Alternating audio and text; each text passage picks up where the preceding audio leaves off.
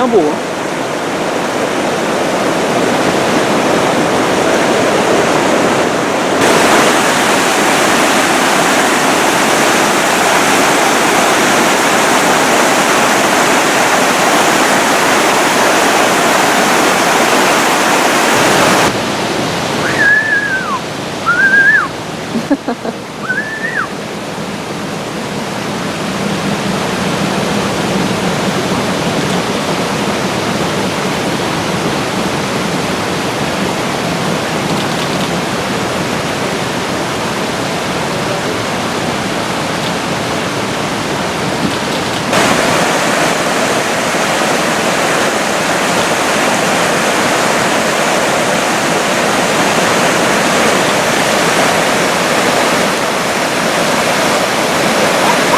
Ça c'est pas une statue, hein, celui-là. Si tu te donnes un coup, mon pote, t'es mal. Hein. T'as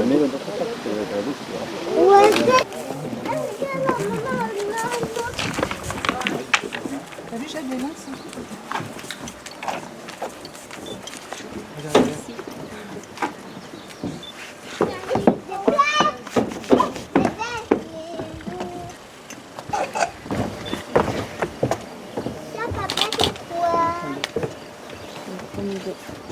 Papa, ça c'est quoi?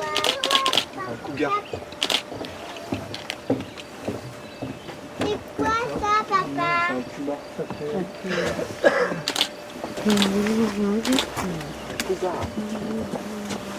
Bon. Moi j'ai un truc glacé, tu vois, regarde.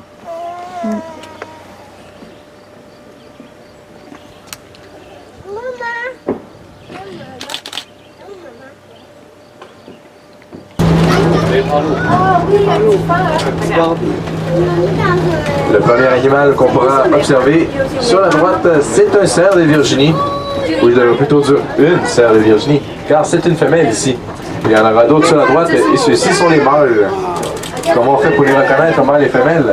On regarde sur la tête et ici il y a des bois, ce sont des mâles. Les femelles n'en auront pas. Aujourd'hui, cet animal est beaucoup plus bleu, si on veut, avant l'arrivée des premiers colons. Parce qu'aujourd'hui, l'animal est moins chassé, il y a moins de prédateurs et les hivers sont plus doux. Puisque nous allons traverser plusieurs reconstitutions historiques.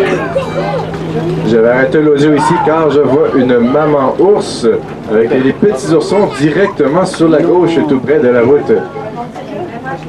Donc je vais passer très lentement pour que vous puissiez les voir. Les oursons sont nés cette année et lorsqu'ils sont nés, ils étaient complètement dénués de poils et aveugles. Donc ça prend quelques mois avant qu'ils deviennent comme on peut les voir tels quels. De manière générale, ils vont rester avec leur mère. Les années de misère et d'isolement ont fait place à un certain bien-être, à plus de sécurité et de prospérité. Voilà des efforts bien récompensés. Regardez, il y a du monde. Regardez les amis. Oui, Célestine. Salut. Hey, bonjour! Comment est-ce qu'ils vont?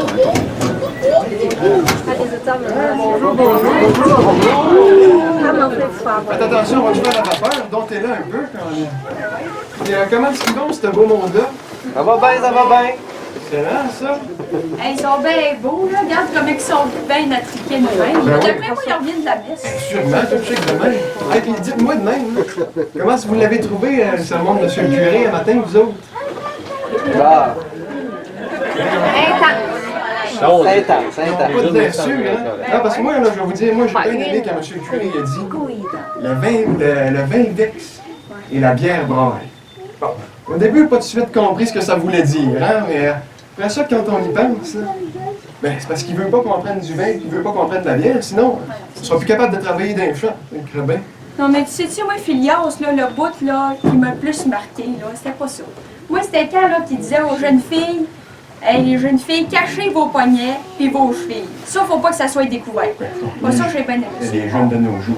Quand on comprend, là, mesdemoiselles, là, on a dit, un homme, ça s'attrape par le ventre. Ça veut quand même pas dire d'aller montrer votre bédaine à tout le monde. Ben non, là, hein? Quand M. le curé dit qu'un homme, ça s'attrape par le ventre, c'est en faisant des taches. Puis des pètes de sœur. Ben oui. Surtout des pètes de sœur. Ben non, mais moi, c'est le même que j'ai vu hier aussi avec mes bons pètes de ça. En tout cas, si jamais ça vous tente de venir parler du sermon de M. le curé, ou venir parler de la messe, hein, ben, vous viendrez ici. Là, la porte est tout le temps ouverte. Tout le temps ouverte. Ouais, là, à part quand il fait frais quand Bon, même. en tout cas, hein, que vous compreniez. C'est que, revoyez vous autres là, puis on devrait se revoir dimanche prochain pour la messe. Hein? Envoyez, voilà. Bye là. Il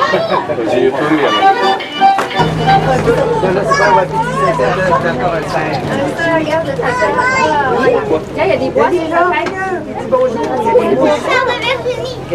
Au Québec, on va aussi appeler le cerf de Virginie chevreuil. Sur la gauche, on peut voir un autre ours noir. C'est plus chiant. Ou assis dans l'herbe. Ah, c'est notre même ours avec les petits oursons. Ils sont rendus de ce côté-ci. Et sur la droite, vous pouvez voir des femelles wapiti. Avec un ou deux gènes aussi avec eux. Oui.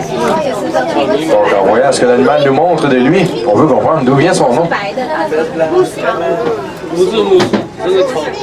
Lorsque ce n'est pas la période de reproduction, ce sont les mâles qui vont avoir le bois sur la tête. Donc ici, que des femelles.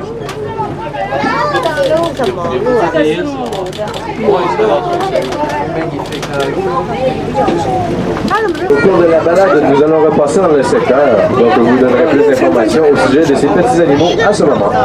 Seul couple qui a le droit de se reproduire dans la meute. Donc, les louveteaux que vous pouvez voir sont les enfants du couple dominant. Par contre, ce sont tous les loups de la meute qui vont participer à l'éducation des jeunes louveteaux. Je ne sais pas combien vous en pouvez en compter les louveteaux, mais il y en a beaucoup cette année.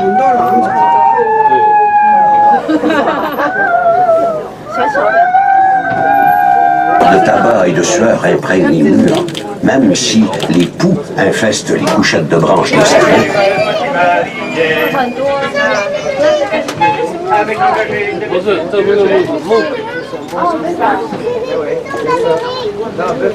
Le gros animal que vous avez, Pierre, c'est un peu trop aventureux dans le territoire des bœufs musqués.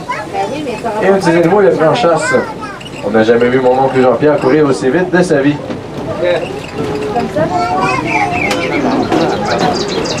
Enfin, le printemps.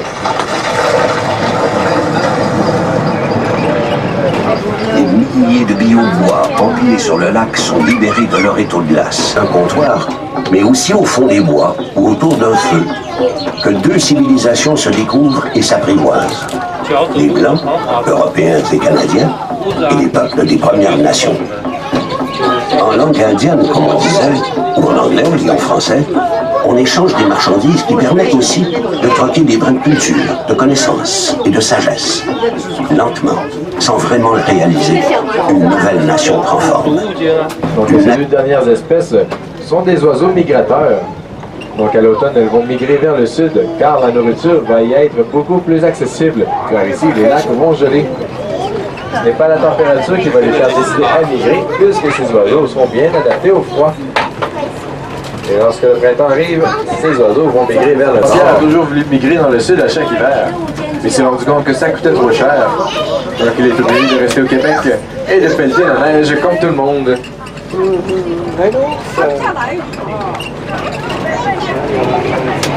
Peut-être remarquer l'ours noir, mais je vous invite à regarder sur la droite. Également, ces longues pattes peuvent lui servir de camouflage dans la forêt, car on peut confondre ses pattes avec des arbres. Et c'est pour ça que mon oncle Jean-Pierre ne les a jamais vus.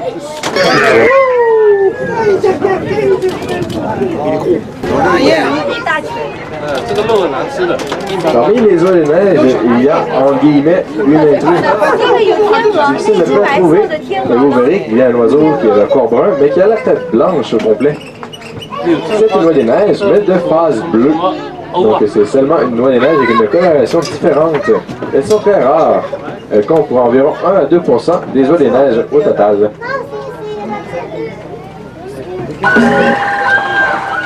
Principalement nomades, les peuples autochtones se déplacent à la recherche de forêts giboyeuses et de rivières poissonneuses. Au gré des 70 degrés Celsius, en incluant un facteur vent bien sûr. Il va donc faire très froid. Et les animaux qui vivent dans ce genre d'environnement se doivent être très bien adaptés. Et le bœuf musqué, comme vous pouvez voir ici, en est un très bon exemple. Cet animal aura donc une fourrure très épaisse et très dense, ce qui va le protéger du froid. Et additionnellement à cela, le bœuf musqué va pratiquer ce qu'on appelle la thermorégulation sociale. En production, les mâles vont se combattre pour conquérir les femelles. Ils vont se reculer de quelques dizaines de mètres et se foncer dedans à 40 km/h, tête contre tête.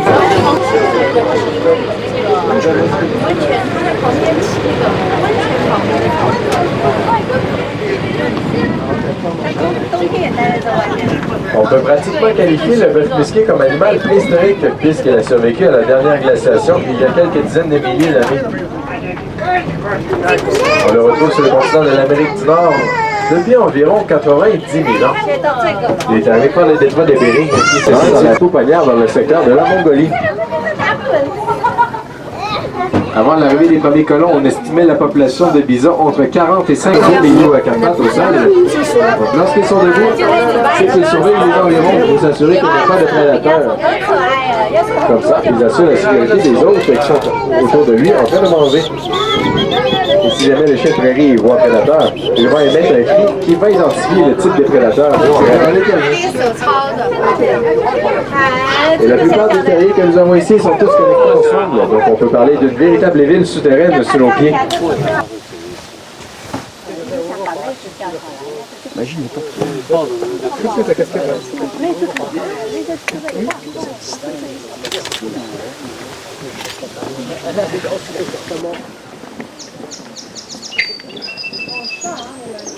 Là, je le vois plus.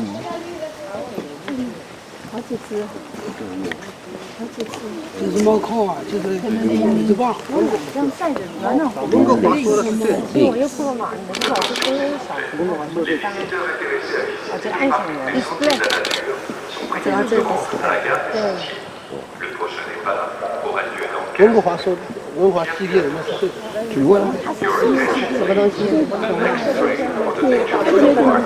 Oui.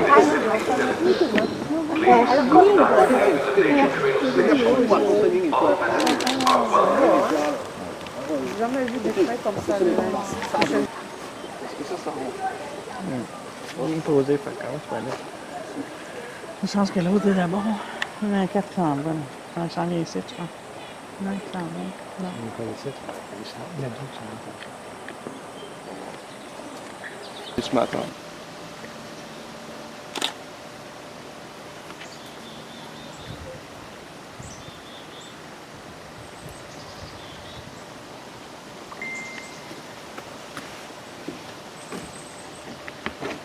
Un écureuil sur la barrière. Ah ouais! Regarde l'écureuil sur la barrière. Bonjour. Bonjour.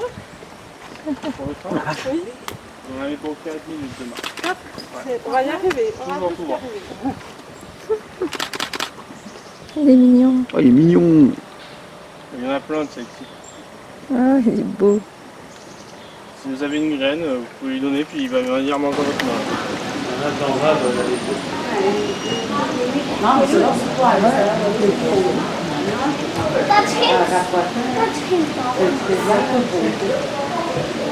Lui, il attend vraiment sa vie. C'est pas Alexandra, qui vient de plonger à l'eau, vous allez bien pouvoir l'avoir mangé. Mila, qui va très certainement bientôt se joindre à elle.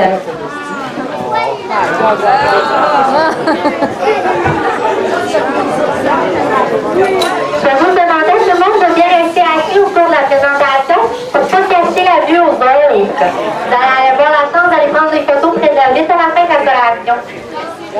Vous voyez donc la gardienne qui est apparue durant la collation. Il faut pris un coup d'œil un peu plus attentif à Mila qui vient de monter sur la roche. Habituellement, elle nous fait de beaux plongeons. Peut-être qu'on va avoir la chance d'en voir un aujourd'hui. Je pense qu'elle se prépare. Eh oui! Excellent plongeon Mila, j'ai un beau 10 sur 10 pour elle. Elle est très habile.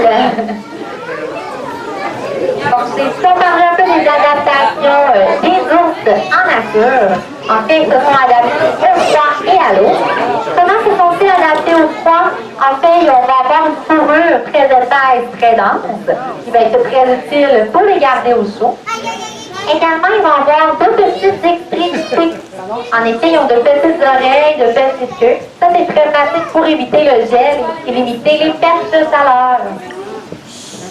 Également, ils vont avoir de la fourrure sous les pattes pour les garder au chaud. Également, j'imagine que vous avez remarqué qu'ils sont de très bons nageurs. C'est très difficile pour eux de nager. En fait, ils se sont adaptés à l'eau. Ils vont avoir une couche de graisse d'environ 10 cm autour du corps. Ça va être pratique pour se garder au chaud, mais surtout de flotter. Effectivement, vous voyez bien que nos deux femelles ont pas de difficulté à rester à la surface de l'eau. En fait, c'est un peu comme de l'huile. Quand on met de l'huile sur l'eau, ça reste à la surface. C'est la même chose pour eux. En fait, vous voyez, c'est beaucoup plus difficile d'aller en profondeur que de rester à la surface. Également, ils vont avoir les pattes semi-palmées. Avoir les pattes palmées, c'est plutôt pratique pour nager. Ils vont aussi avoir un corps très hydrodynamique, un corps très allongé. C'est également un long cou, ça c'est très pratique pour nager rapidement dans l'eau.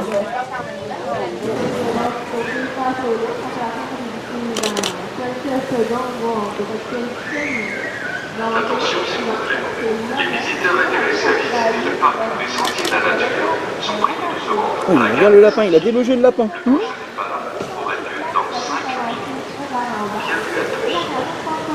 Your attention please. The next train.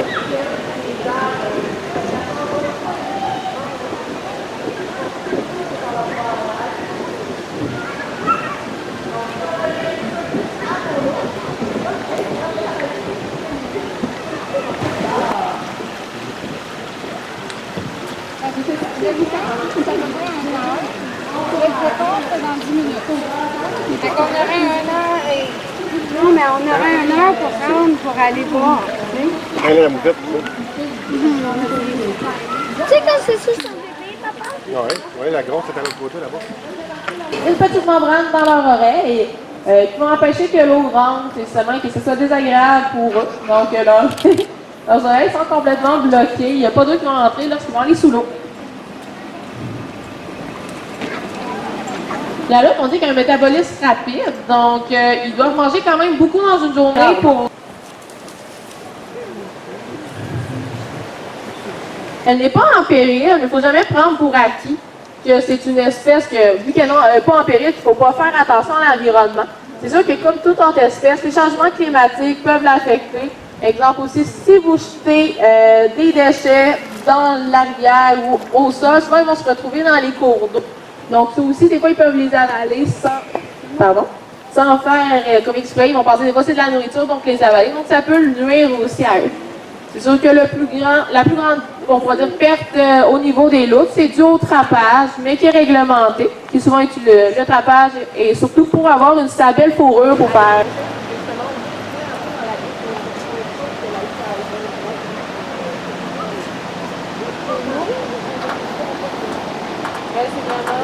Au fond de la rivière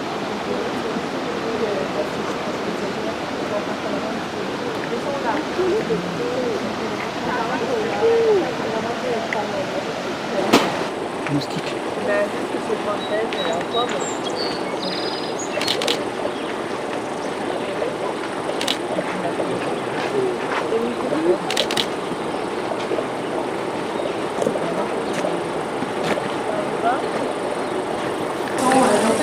Vers l'automne pour se préparer à l'hiver. Ils sont aussi adaptés à l'hiver physiquement. Ils ont une toute épaisseur de fourrure qui les protège du froid. Sur leur fesse, il y a une spéciale, la corde sur leur cou, qui leur permet de s'asseoir un peu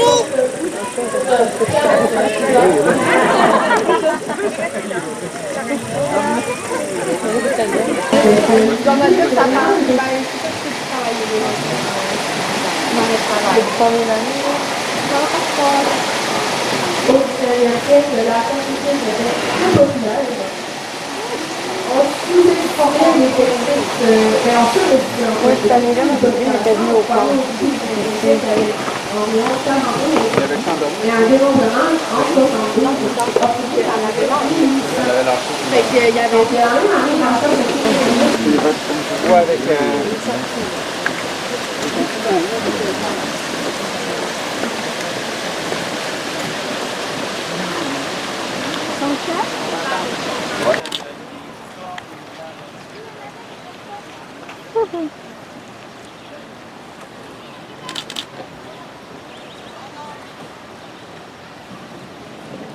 Bienvenue à tous. Ah, il y a Cheval de Przewalski. All visitors are invited to the Bullfrogs meeting at 3 o'clock in the Watergate Sanctuary. Everyone is welcome.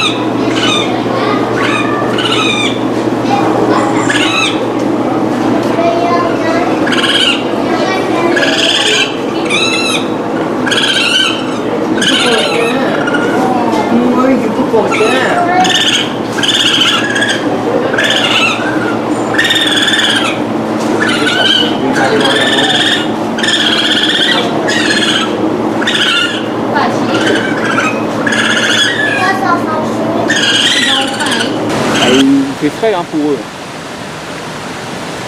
Lui, il pense qu'à bouffer.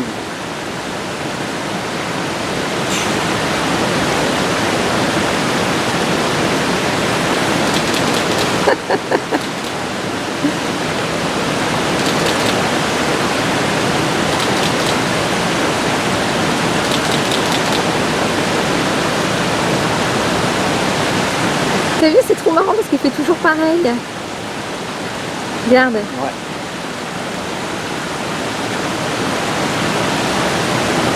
Ça, quand ça...